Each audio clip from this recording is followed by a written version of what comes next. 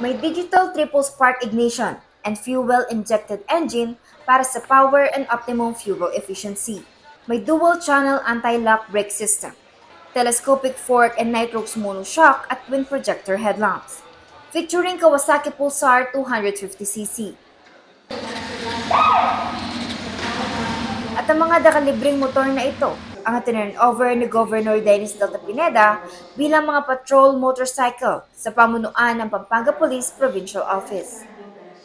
Narito tayo ngayon sa Pampanga Police Provincial Office na kung saan na-turn over na ni Governor Dennis Delta Pineda ang 53 units patrol motorcycle na kung saan gagamitin ng ating kapulisan para mapanatili ang peace and order dito sa lalawigan ng Pampanga. Basta ang pinakabiling-biling ko yung police visibility. Kasi alam naman ho natin limited lang ang mga mobile ng kada bayan. So one way to na makatulong at makagalaw ang mga kapulisan natin. Kahit dalawa lang sila, pwede silang umikot sa barangay or pwede silang pumunta sa mga area na may commercial area for the police visibility. Noong Enero, itinurn over ang nasa 23 units na first batch ng patrol vehicles.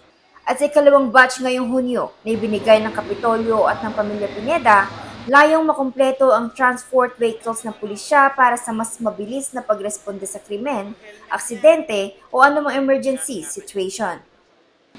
Ideal ang laki ng mga motorsiklo na kayang makipaghabulan sa mga kawatan at kaya ring sumuot sa masisikip na kalsada at eskinita. In terms of mobility sa motorcycle po, masasabi po natin na talagang meron na pong magagamit ang bawat police station po dito sa probinsya ng Pampanga. Gob, maraming salamat po sa motor na binigay niyo po. Malaking tulong po ito sa kapulisan po, lalo na po sa Pampanga po. Salamat po.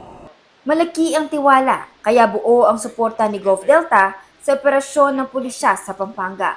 Mahalaga kay Gov Delta ang pagpapanatili ng katahimikan at kaayusan dahil makakatulong ito hindi lang sa pag-unlad ng ekonomiya sa pamamagitan ng pagpapakita ng magandang imahe sa mga dayuhan at mamumuhunan, kundi nagpapalakas din ng kumpiyansa ng mismong mga mamamayan sa probinsya.